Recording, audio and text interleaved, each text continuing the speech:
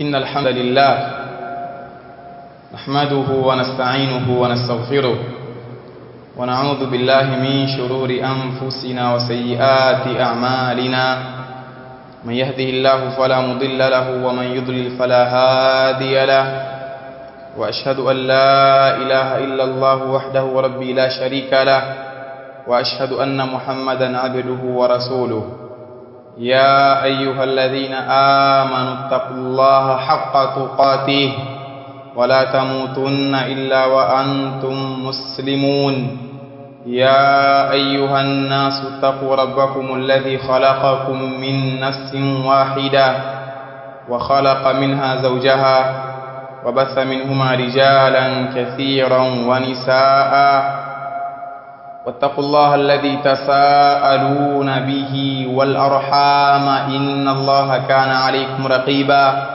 يا أيها الذين آمنوا اتقوا الله وقولوا قولا سديدا يصلح لكم أعمالكم ويغفر لكم ذنوبكم ومن يطع الله ورسوله فقد فاز فوزا عظيما أما بعد فإن أحسن الكلام كلام الله وأحسن الهدى هدى رسول الله وشر الأمور محدثاتها فإن كل محدثة بدعة وكل بدعة ضلالة وفي رواية وكل ضلالة في النار. أيها الناس عباد الله باركم حميدي الله سبحانه وتعالى نزيادة خيري kumtakia mtume sallallahu alayhi wasallam.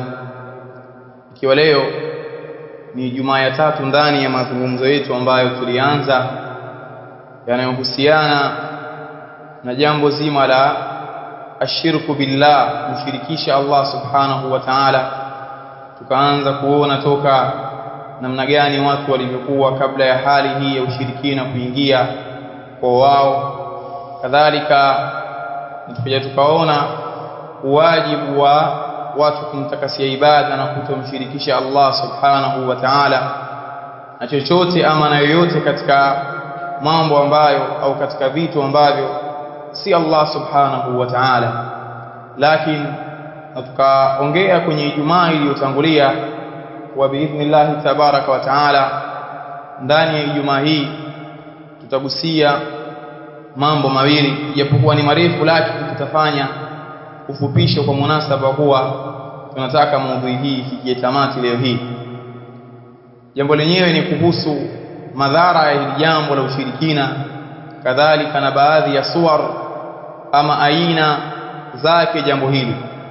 Tunapotazama kwenye upande wa madhara, ni jambo ambalo tutapata kusema kwamba ilikuwa latosha kugusiwa kwenye zote Jumatatu ambazo zimetangulia, na ukija kwenye upande wa suwar zake ushirikina ndiyo hadith wala haraj, kwa sababu kila siku zikienda watu wanaanza kubuni mbinu mpya za kumshirikisha Allah subhanahu wa ta'ala. Bali kuna baadhi ya ushirikina ambao lau kama atufuka leo Abu Jahal na Abu Lahab hatakuwa anafahamu, atakuwa huu haufahamu kwa sababu ulitokea baada ya yeye kuondoka katika ulimwengu. Na zipo suwar nyingi sana, ila kwenye upande wa madhara, jambo la mwanzo ushirikina, ashirku billah, kumshirikisha Allah subhanahu wa ta'ala, ndiyo dhambi pekee ambayo Allah subhanahu wa ta'ala kaikemea kwa vikali ndani ya Qur'ani kuliko dhambi nyingine yoyote. Bali ukitazama namna Allah subhanahu wa ta'ala alivyoeka mazungumzo makali na magumu kwa wale ambao wao wanamshirikisha yeye, unaweza pata sema kwamba hakuna yoyote ambaye ataweza kumshirikisha Allah subhanahu wa ta'ala. Lakini kadhalika pia Allah subhanahu wa ta'ala kuonesha ubaya na madhara na ile hali iliyokuwa mbaya ya hii dhambi na mwenye kuitenda akafikia kujalia kwamba dhambi hii ni sababu ya kuporomoka matendo yote. Swala ambazo umeziswali miaka yote, matendo yote mema uliyotenda miaka yako yote yanabatilika kwa kumshirikisha Allah subhanahu wa ta'ala fi lahdha, katika kipindi kilichokuwa kidogo tu. Ni jambo ambalo linaonesha ubaya wa hili. Bali Allah subhanahu wa ta'ala kuonesha ubaya wa hili jambo alijalia kauli mbiu ya mitume yote ambao au mitume wote ambao Allah subhanahu wa ta'ala akawatumiliza, jambo la mwanzo kulisema kwenye upande wa kupiga vita, walikuwa wakipiga vita jambo la ushirikina. Mtume sallallahu alaihi wasallam alifikia hatua kupigana vita na wasiokuwa waislamu, kupigana vita na almushrikun kadhalika na alkuffar, kwa sababu ya kupwekeshwa Allah subhanahu wa ta'ala. Bali Allah subhanahu wa ta'ala aliwajibisha hilo, akafikia kusema waqatiluhum hatta la takuna fitna, na wapigeni vita wao wasiokuwa waislamu mpaka pasipatikane katika ulimwengu fitna. Na fitna wanasema ulama ni ashirk, kama alivyosema Allah ndani ya Qur'ani, wal fitnatu ashaddu min alqatl kadhalika wal fitnatu akbaru min alqatl. Ushirikina ni jambo baya zaidi kuliko kuua, kadhalika na ushirikina ni jambo kubwa zaidi kuliko kuua. Ni jambo laonesha madhara ya hii dhambi kadhalika na ubaya wake.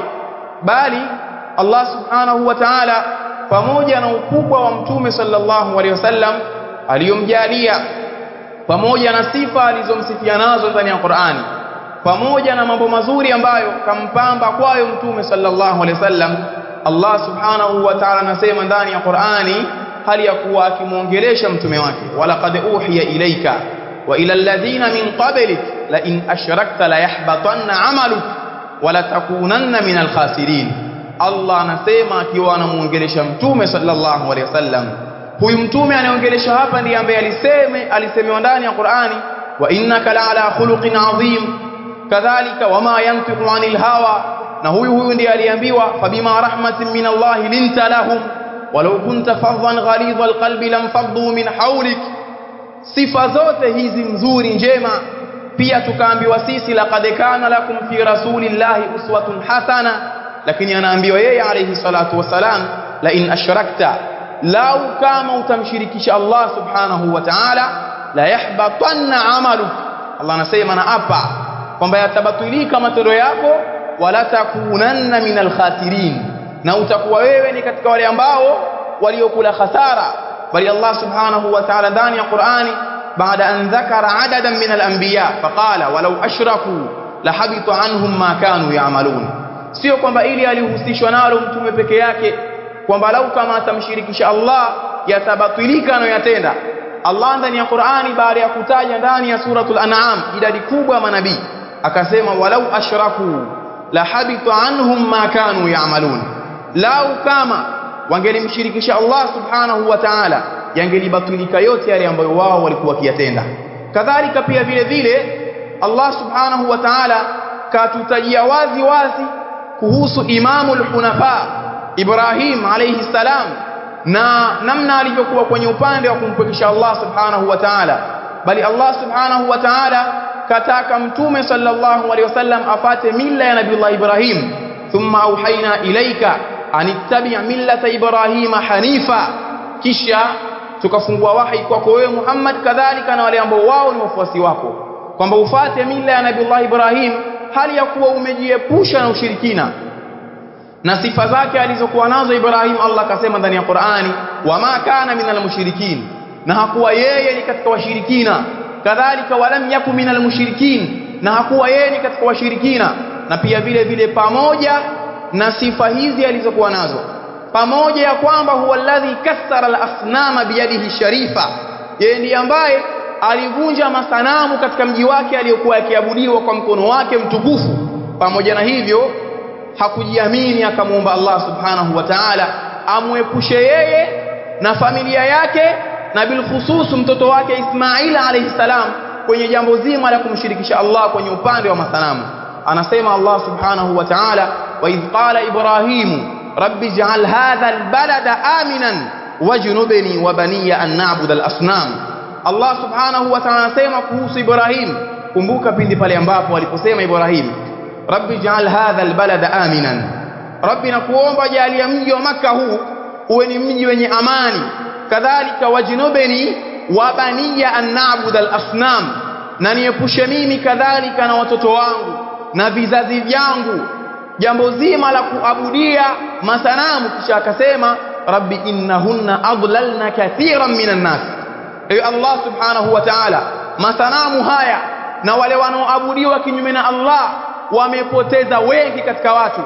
Kisha akasema faman tabi'ani fa innahu minni, yoyote atakayenifuata katika kizazi changu mimi hakika yake yeye huyo ni katika mimi, wa man asani, na yoyote atakayeniasi fa innaka ghafurur rahim, hakika yako wewe Allah ni mwingi wa msamaha kadhalika mwingi wa huruma.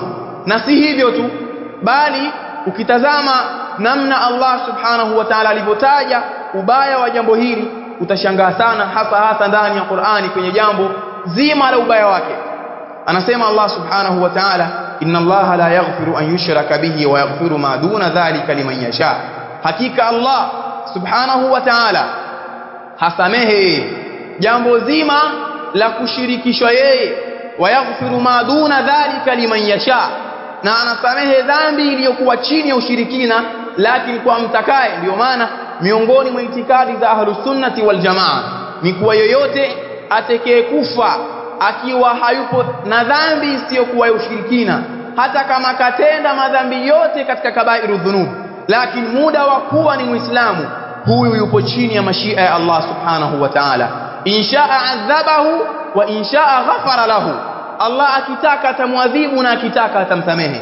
Lakini kadhalika Allah subhanahu wa ta'ala anasema, akiwa anatuonesha ubaya wa jambo la ushirikina ndani ya Qur'ani, anatunukulia maneno ya Luqmanul Hakim, moja kati ya waja waliokuwa wema, alipokuwa akimnasihi mtoto wake, akimpa nasaha mwanawe. Allah anasema ndani ya Qur'ani, wa idh qala Luqmanu libnihi wa huwa ya'idhuhu ya bunayya la tushrik billah. Nakumbuka pindi aliposema Luqmanul Hakim kumwambia mtoto wake, ya bunayya la tushrik billah, ewe mwanangu usimshirikishi Allah, inna shirka la dhulmun adhim, hakika ya ushirikina ni dhulma iliyokuwa kubwa. Ni dhulma kwa sababu kiumbe aliyeumbwa anamwabudia kiumbe, au kiumbe aliyeumbwa anachukua haki ya muumba na kuipeleka kwa muumbwa mwenzake. Ndio maana ikawa ushirikina ni dhambi iliyokuwa kubwa.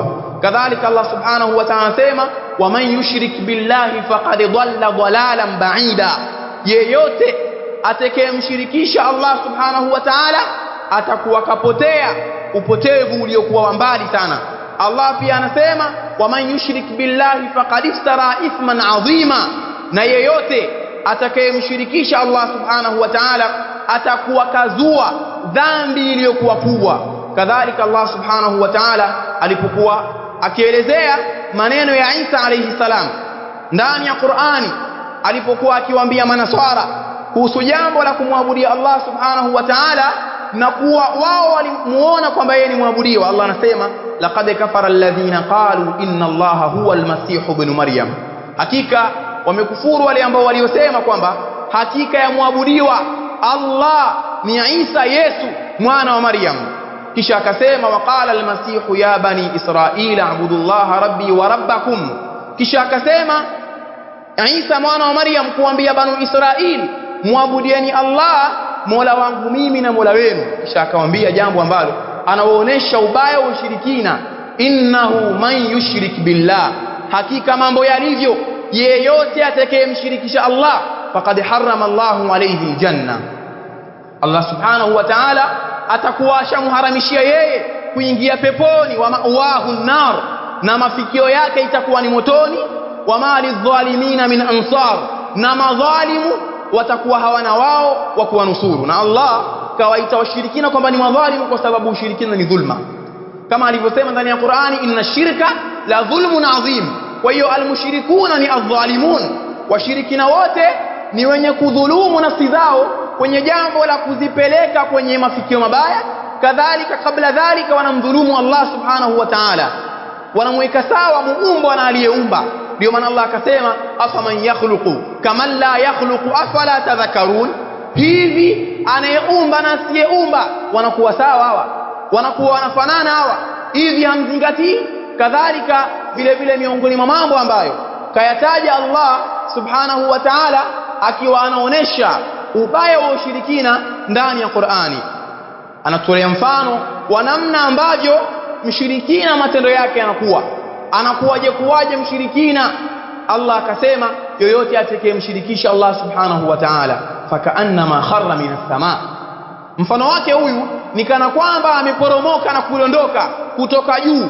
Fatakhtafuhu at-tayr, kisha wakamnyofoa na kumtoboa ndege. Au tahwi bihi rihu fi makanin sahiqin, au kampeleka yeye upepo kwenye sehemu iliyokuwa ya mbali sana. Kwa maana baada ya kwamba yeye Allah subhanahu wa ta'ala kamjalia kuwa ni katika waliokuwa juu, anakuwa ni katika wale ambao raddahu Allah subhanahu wa ta'ala fi asfali safilin. Allah kamrejesha kwenye waliokuwa chini ya walio chini, kwa sababu ya dhambi ya kumshirikisha Allah subhanahu wa ta'ala, kwa sababu ya ubaya wake ili jambo, kwa sababu ya mambo ambayo Allah subhanahu wa ta'ala kayajalia ndani ya dhambi hii. Na pia kadhalika pia miongoni mwa madhara ya hii dhambi ni kule kuwa yoyote atakayemshirikisha Allah subhanahu wa ta'ala, Allah subhanahu wa ta'ala anampa mtihani wa kukosa amani na anapatwa na hofu maisha yake yote. Allah anasema ndani ya Qur'ani, anasema alladhina amanu wa lam yalbisu imanahum bidhulmin ulaika lahumul amn wa hum muhtadun, wale ambao wao wameamini na hawakuichanganya imani yao na ushirikina, hawa watakuwa wana wa amani na watakuwa wao ndio wana hali ya uongofu. Allah atakuwa kaongoza hawa.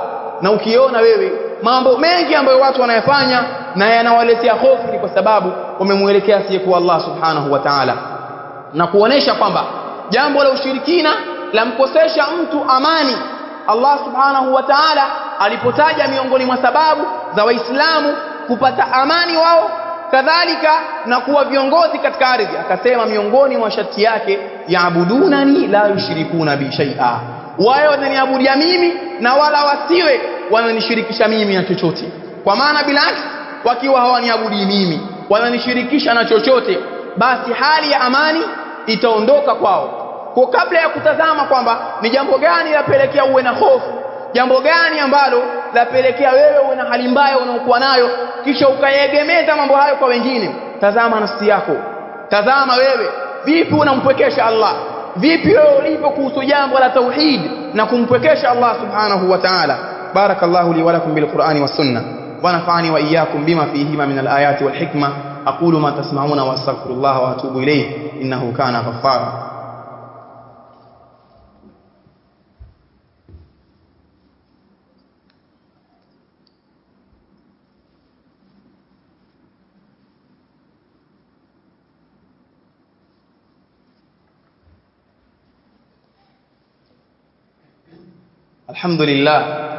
الحمد لله رب العالمين، والصلاة والسلام على خاتم النبيين نبينا وحبيبنا ومصطفانا محمد صلى الله عليه وعلى آله وأصحابه أجمعين ومن تبعهم بإحسان إلى يوم الدين وسلم تسليما كثيرا. أما بعد، أيها الناس عباد الله، hayo tuliyoyataja ni katika upande wa madhara, lakini katika hutuba hii ya pili tugeuza shilingi upande wa pili, tuangalie aina za ushirikina.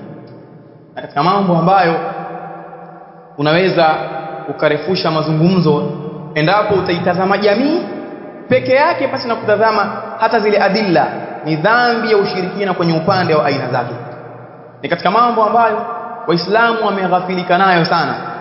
Waislamu wameghafilika nayo sana kiasi ambacho ukitazama Ibrahim alayhi salam, pamoja na kwamba yeye ni imamul hunafa, alihofia jambo la ushirikina, bali jambo la kumwabudia Allah subhanahu wa ta'ala na kumpekesha yeye. Allah anasema kuhusu Ibrahim, waja'alaha kalimatan baqiyatan fi aqibihi la'allahum yarji'un, alilijalia jambo hilo ni neno la wasia kwa vizazi vyake ili wao warejee kwa Allah subhanahu wa ta'ala.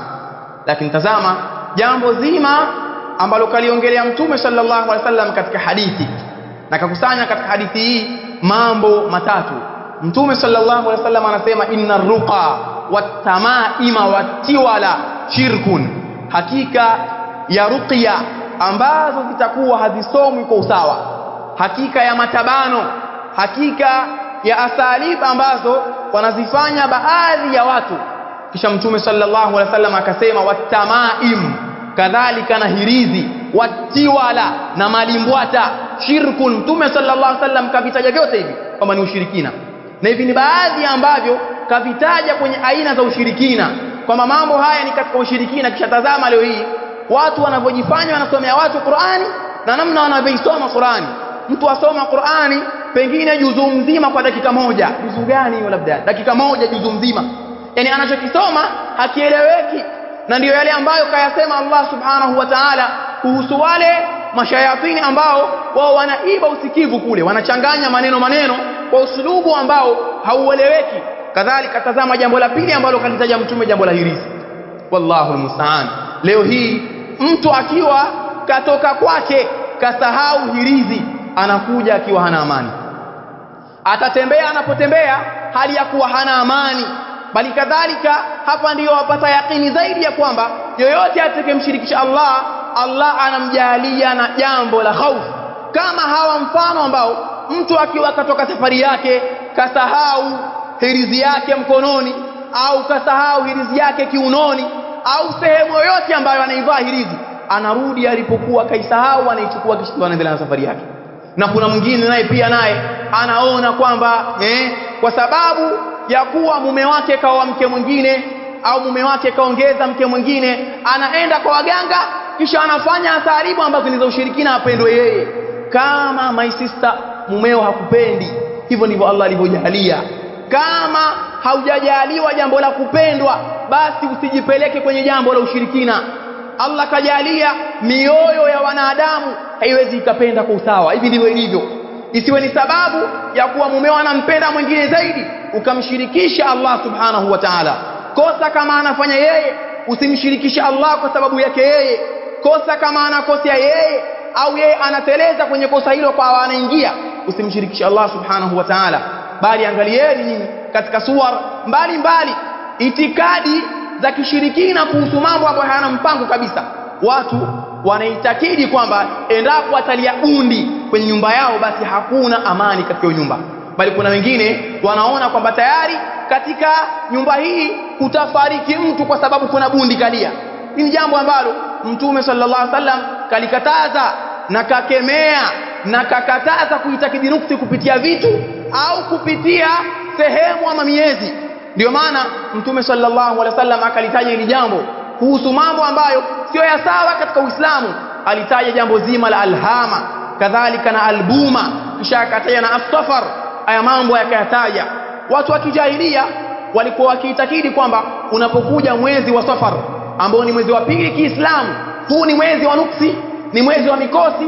Hata baadhi ya Waislamu hawaozishani kwenye mwezi huu kwa sababu wanaitakidi kwamba ni mwezi wa nuksi, ni mwezi wa mikosi, ni mwezi ambao unakuwa na maundu. Hizi ni itikadi za kishirikina na Mtume sallallahu alaihi wasallam amezibatilisha. Na kadhalika pia vile vile miongoni mwa aina za kishirikina ni kumuomba asiyekuwa Allah subhanahu wa ta'ala, ni kumuomba asiyekuwa Allah. Tuliona katika juma iliyotangulia hadithi ambayo kaitaja Imam Tirmidhi, kadhalika na kusimulia sahaba Ibn Abbas radhiyallahu anhuma. Mtume sallallahu alaihi wasallam alimwambia, idha sa'alta fas'alillah, utakapoomba wewe muombe Allah subhanahu wa ta'ala. Utakapokuwa na shida muelekee Allah jalla fi'ala, usimuelekee mwingine. Kadhalika jambo jingine Mtume ambalo alilitaja akiwa anamuhusia ibn ammihi Ibn Abbas radhiyallahu anhuma, akataja jambo la alistiana, kutaka msaada. Wa idha sta'anta fasta'in billah, na utakapotaka msaada mtake msaada Allah subhanahu wa ta'ala. Kadhalika pia vile vile katika itikadi za batil, katika mambo ambayo ni ya kishirikina, mtu kuitakidi kwamba kuna mtu ambaye yeye anaweza akadhuru ama akanufaisha, itikadi ambayo Allah subhanahu wa ta'ala kaibatilisha, kadhalika Mtume sallallahu alaihi wasallam kaibatilisha. Allah anasema ndani ya Qur'ani, qul lan yusibana illa ma kataba Allahu lana, sema kwamba haitotusibu lolote sisi wala kutupata lolote isipokuwa ambalo Allah subhanahu wa ta'ala ameliandika. Kadhalika Mtume sallallahu alaihi wasallam alimwambia Abdullah ibn Abbas, wa'lam anna al-umma law ijtama'at ala an yanfa'uka bi shay'in lam yanfa'uka bi shay'in illa qad katabahu Allahu lak. Kisha fahamu ya kwamba lau kama umma kutakuwa na kundi la watu wanataka wakunufaishe kwa chochote, hawatoweza kukunufaisha isipokuwa kwa jambo ambalo Allah subhanahu wa ta'ala kapanga liwe na manufaa kwako. Kadhalika akasema, wala ijtama'u ala an yadurruka bi shay'in lam yadurruka bi shay'in illa qad katabahu Allahu alayka, na lau kama watakusanyika kwa lengo la kwamba wakudhuru wewe na kitu fulani, hawatoweza kulifanya hilo isipokuwa kwa jambo ambalo Allah kapanga wewe likudhuru. Kuanza kuitakidi kwamba kuna wali, kuna sharifu, kadhalika kuna mtu ambaye ana makarama, huyu anaweza akakudhuru. Haya ni mambo ya kishirikina. Hakuna ambaye anamiliki madhara katika mkono wake wala manufaa zaidi ya Allah subhanahu wa ta'ala.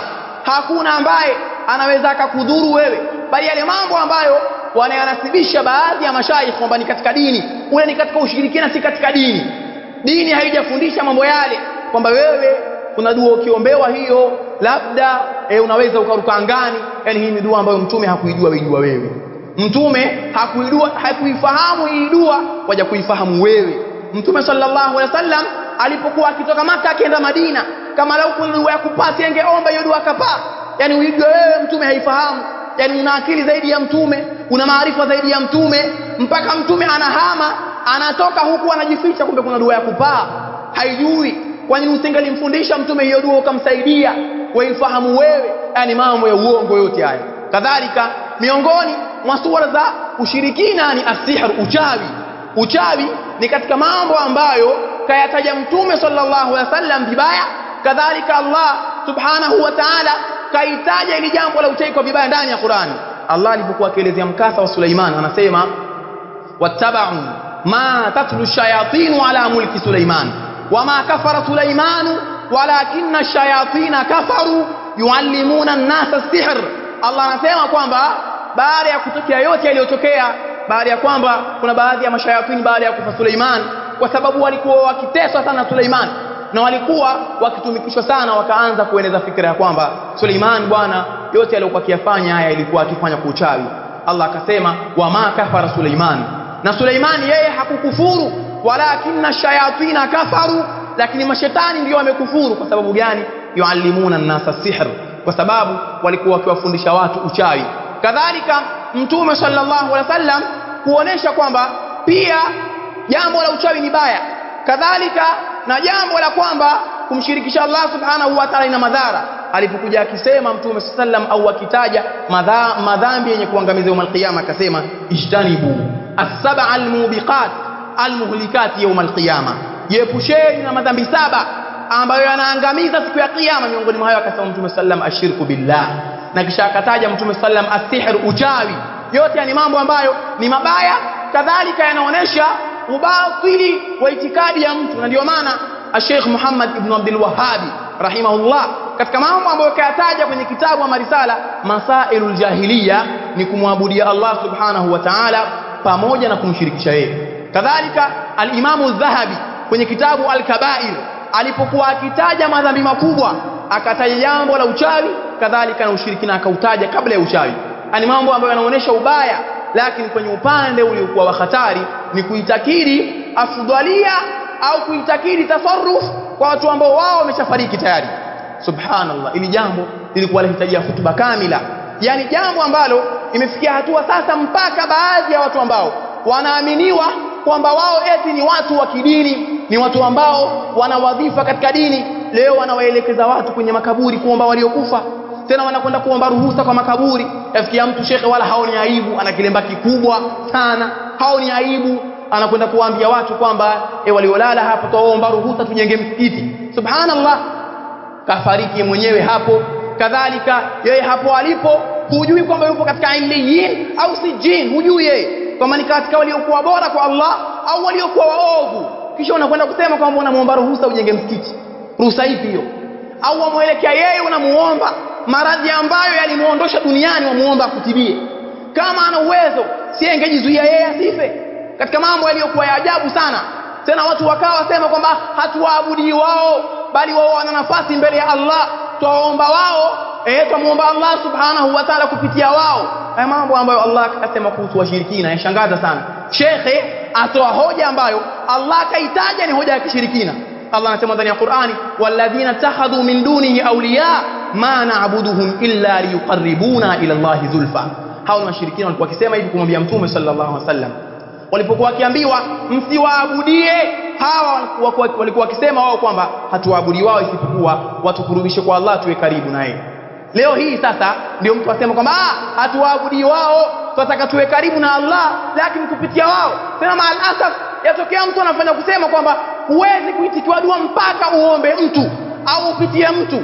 Fa subhanallah, wa idha sa'alta fas'alillah. Aina hadha alhadith? Hadithi iko wapi? Kadhalika waqala rabbukum ud'uni astajib lakum. Unakuja kumwambia mtu kwamba kama hujaomba kupitia shekhe fulani, kupitia wali fulani, huwezi ukajibiwa maombi yako. Wa idha sa'alaka ibadi anni fa inni qaribun ujibu da'wata ad-da'i idha da'an. Allah anasema kuhusu kwamba watakapokuuliza waja wangu kuhusu mimi, waambie mimi nipo karibu na naitikia maombi ya atakayeniomba pindi atakaponiomba. Leo afanya kusema tena huyu ni shekhe ana kilemba kikubwa, changu pia kidogo, anakonge la lemba, afanya kusema kwamba wewe huwezi kujibu dua yako mpaka uombe Allah kupitia kaburi la shekhe fulani. Subhanallah, mambo haya ambayo aliyabatilisha Mtume sallallahu alaihi wasallam, kufanya mambo ya makaburi au maeneo ya makaburi kwamba ni sehemu za ibada. Bali Mtume sallallahu alaihi wasallam alipokuja kupewa mkasa na wake zake wawili, Ummu Salama na Ummu Habiba, kuhusu mambo ambayo waliyaona katika ardhi ya Habasha, Ethiopia. Walikuwa hawa wameolewa kabla ya kuoa Mtume. Waume zao walipofariki, Mtume ndio akaja akawaoa. Lakini mambo ambayo yalitokea kwa wao katika ardhi ya Habasha walioyaona, wakaelezea kwamba waliona kanisa, ndani kuna picha, ndani kuna masanamu. Walipoelezea hayo, Mtume sallallahu alaihi wasallam akasema hivi: ulaiki qaumun idha mata fihimul abdu salih aw ar-rajulu salih banau ala qabrihi masjidan ulaika shirarul khalqi inda Allah. Mtume akasema kwamba hao mliowaona huko katika ardhi ya Habasha ni watu ambao akifa kwao mtu mwema au akifa mja aliyekuwa mwema, banau ala qabrihi masjidan, hujenga juu ya kaburi lake huyo mtu sehemu ya ibada. Na akiyasema ya maneno hata al-Imam Ibn Uthaymeen kwenye kitabu Ash-Sharh al-Mumti' kaelezea kwamba masjidan ay amkinatan lisujud, sehemu za kusujudu walikuwa wakijenga wao. Bali Mtume sallam akiwa anataka kutoka roho alikuwa akisema kwamba la'natullahi 'ala al-yahudi wan-nasara ittakhadhu qubura anbiya'ihim masajid. Kadhalika imekuja kwenye riwaya la'ana Allahu al-yahuda wan-nasara ittakhadhu qubura anbiya'ihim masajid. Allah amewalani Mayahudi na Manasara kwa sababu makaburi ya manabii zao waliyafanya ni sehemu za ibada. Leo hii si manabii, mashekhe, makaburi yao yanafanywa ni sehemu za ibada, watu wanaelekea. Tena mtu wala haoni aibu kabisa, anakaa anakwenda kumuomba mtu ambaye pengine alhamjui alikuwaje, kadanganywa tu kwa sharifu wali anaelekea kwake. Aina Allah? Wakati wote huu unapomuomba unayemuomba Allah yuko wapi? Wakati wote unapotegemea hirizi yako, wewe Allah yuko sehemu gani wewe mpaka wakati huu unafungamanisha nafsi yako na hirizi? Wapi na wapi? Hebu tazama namna walivyotaja ulama hili jambo. Na ukitazama katika jamii za watu yanaonekana yote ni mambo ya kawaida haya, hasa jambo la uchawi. Mpaka baadhi ya mashekhe wanaona kwamba ni katika elimu za kusoma, mpaka ukifanya jambo utaambiwa kwamba bwana, wewe nitakuondosha duniani. Wewe kama nani? Sawa, nitaondoka kwa muda wangu kufika, lakini wewe kama nani? Anafikia mtu anafanya kuongea katika mimbari huku akiwa anatishia mashekhe wenzake, hamnitoi hapa, mkinitoa tu basi siku 2 mtakufa, hampiti hizi siku mtakufa. Wewe ni kama nani? Wewe ni kama nani? Bali Mtume sallallahu alaihi wasallam alikuwa yeye hamiliki manufaa wala madhara, mpaka kwenye jambo ambalo kalitaka Allah, qul la amliku li nafsi naf'an wala darran illa ma sha Allah. Sema uambie, similiki mimi kwa ajili ya nafsi yangu manufaa wala madhara. Na pia kuonesha ubaya wa jambo, ulama wamefikia kutaja mpaka hukumu za baadhi ya watakotenda aina fulani za ushirikina ikiwemo uchawi. Ulama wamesema kwamba haddu sahiri darbatun bisayfi, adhabu na hadi ya mchawi ni kupigwa upanga. Kwa maana kama kutakuwa na daula ya Kiislamu atakiwa mchawi au wawe, kama alivyopitisha hivi Umar zama za ukhalifa wake kwamba wachawi wauawe, kwa sababu wao ni katika sababu za kudhihiri ufisadi katika ardhi. Mazungumzo kuhusu jambo ni mengi, lakini kama nilivyosema nilikusudia leo nimalizie, nisiendelee juma ijayo. Kwa hiyo sasa tumwombe Allah subhanahu wa ta'ala hayo machache ambayo tumeongea, pamoja na kwamba asnafu na aina zake ni nyingi, atufidishe kwayo, kadhalika atunufaishe kwayo. Lakini hali ya jamii kwenye upande wa kufungamanisha nafsi zao kwa asiyekuwa Allah imekuwa ni nyingi sana, kiasi ambacho mpaka leo hii tayari watu wana misimu maalumu ya kwenda kuwaomba waliofariki. Yani yeye yupo hai, yeye ana uwezo wa kutembea kwenda kule kwenda huku, anakwenda kumuomba mtu ambaye pale alipolala pale. Yani hakuna chochote ambacho yeye kinampitikia katika ulimwengu na anakifahamu, anakwenda kumuomba huyo. Katika jambo la ajabu sana. Ndio maana mmoja kati ya wasemi akasema, ya man tarjuna li ghairi llah aunan ghawthan talaban madada kaifa li'abdin yad'u abada lillahi yadhillu lahu sajada fawaliyukum khalqullahi wa bighairi llahi ma wujida. Nasema maneno haya kuonesha kwamba ukhatari wa hili jambo, kisha akaendelea kusema kwamba yafikia hatua kwamba mpaka unayemuomba yeye kashafunikwa na kaburi. Lidharihin yahwihi bihi ta'tuna ruku'an wa sujuda lillahi ja'altum andada wa alaykum ya'tuna shuhuda. Kuonesha ubaya wa hili jambo anasema kwamba enyi mnaotaraji kwa siku Allah, aunan ghawthan talaban madada, kwa kutaka msaada na kutaka uokovu na kutaka msaidiwe. Kaifa li'abdin yad'u abada, vipi kiumbe amuombe kiumbe? Kiumbe ambaye anayeombwa lillahi yadhillu lahu sajada, wa muomba Allah lakini yeye mwenyewe anamuomba Allah, kuonesha kwamba hana chochote ambacho anakiweza katika mambo ambayo ni katika rububia Allah. Kadhalika akasema kwamba fawaliyukum khalqullahi, hawa mawali wenu hao ni viumbe wa Allah, wa bighairi llahi ma wujida, na kama si Allah wasingalipatikana. Kadhalika akasema pia yafikia hatua mbele huku sasa, lidharihin yahwihi bihi, mwaomba watu ambao tayari makaburi yashawafunika tayari. Ta'tuna ruku'an wa sujuda, mwaenda kwenye makaburi yao hali ya kuwa mna rukuu na hali ya kuwa mna sujudu. Kadhalika pia akasema yafikia mbele huku, lillahi ja'altum andada, Allah amemjalia washirika, wa alaykum ya'tuna shuhuda, na siku ya kiyama wale mliowafanya waabudiwa watakuja kuwa mashahidi dhidi yenu. Ndio maana Allah subhanahu wa ta'ala akitaja hali ya washirikina anasema, wa idha hushira an-nasu kanu lahum a'daan, na wale washirikina waliokuwa wao wakiwaabudia wenzao, hao wanaabudiwa yawm al-qiyama wataanza kuwa maadui dhidi ya walioabudu. Kadhalika wakanu biibadatihim kafir. Na zipo itikadi nyingi sana, ikiwemo kuona kwamba maiti wanasikia. Mwingine hapa duniani aweza kaongea jambo kisha anasema kwamba usiseme hivyo shekhe atakusikia. Subhanallah. Kama kuna sifa mbaya kwenye upande wa kuitakidi ubaya, sidhani kama inafikia hivi. Yani mtu upo zako msikitini hapo ongea jambo anakuzi shekhe anatusikia bwana msharifu yule. Allahu akbar. Ilikuwa mtume mambo anayoongea washirikina hayajui mpaka Allah amshushie wahi. Shekhe wako anajua. Subhanallah. Allah mpaka mambo ya siri ya washirikina alikuwa akiteremsha aya kwamba hili jambo wamepanga hivi. Hata kuhama mtume alipoa amri na Allah kwamba washirikina wamepanga wakuue, toka. Mtume alikuwa hajui yaliyokuwa yapo nyuma yake au yaliyofichikana, shekhe wako anajua. Allahu akbar. Katika mambo pia ambayo ni mabaya sana, kama nilivyosema vitu ni vingi sana, kuitakidi kwamba kuna watu ambao wao kuna marhala wakifikia kuabudia Allah si jambo la lazima. Itikadi ipo kwa masufi, wanaitakidi kwamba kuna wakati mtu akifikia anaweza akanywa pombe, na pombe kwake ni kama maji, na anaweza akaharamisha jambo la haramu, akahalalisha jambo la haramu, au akaharamisha la halali, na kwake ni kawaida. Wakisabili na aya Allah subhanahu wa ta'ala, wa'bud rabbaka hatta ya'tiyaka al-yaqin, muabudie Mola wako mpaka kujiyaqini. Yaqini ikija sasa, hapo kuna mambo ambayo yataondoka kwako.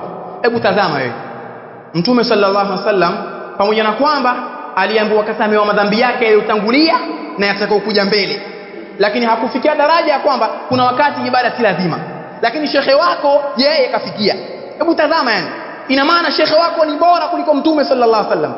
Yani shekhe wako ana wadhifa mbele ya Allah kuliko Mtume sallallahu alaihi wasallam. Ndio maana nikasema kwamba jambo la kutaja suwar na madhara ya ushirikina lahitaji ya muda mrefu sana, kwa sababu jamii imeathirika.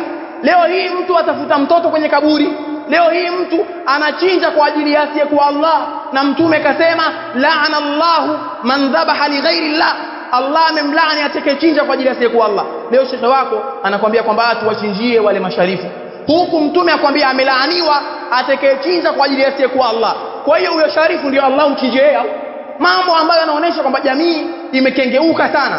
Kisha baadaye jambo la kulingania tauhidi mpaka wanaotaja ikafikia hatua wanawachukia. Sasa ukiongea hivyo tayari Wahabi, ukiongea ukakataza ushirikina tayari yule ndio hao wana dini mpya. Wale ana dini mpya, ananukuu aya, yani aya ambayo imeteremka toka miaka iliyopita nyuma, miaka takriban nyuma 1447 aya imeteremka, waisome hiyo aya waambiwe umetadini mpya. Na ule anayeambiwa na shekhi wake fanya hivi fanya vile, yeye ndio anaonekana yupo katika jihad, yupo katika usawa. Hii ni hali ambayo ni mbaya sana. Kila mmoja anatakiwa kadri ya uwezo wake alikemee hili jambo. Hebu wewe tazama kwamba yani mtu matendo yake yote anayoyatenda yabatilika kwenye wakati ambapo anatenda dhambi kwa mara moja tu, achilia mbali kudumu. Na endapo atadumu na hiyo dhambi au akafariki nayo, yaumul qiyama atadumu milele motoni. Na hakuna khilafu inda ulama kwamba mshirikina asipotubia yaumul qiyama atadumu motoni milele abadal abadi wa dahar ad-daharir.